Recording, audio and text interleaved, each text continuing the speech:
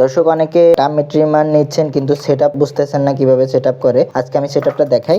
এখানে 5টা স্প্রিং দেখতে পাচ্ছেন। এই 5টা স্প্রিং হচ্ছে ওই পাশে স্প্রিংটা লাগাইতে হবে যে প্রসেসে সেম একই প্রসেসে এই পাশে স্প্রিংগুলো লাগাচ্ছি আমি।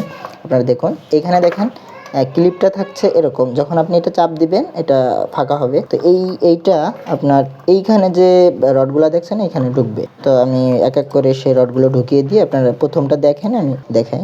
এভাবে জোরে চাপ দিয়ে 5টা যখন সেটআপ করা হয়ে যাবে এইভাবে এখানে হাত দিয়েও আপনি করতে পারেন।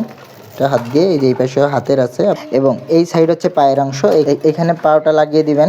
এই যে দেখতে পাচ্ছেন এখানে পাটা লাগাতে হবে, 2 পা।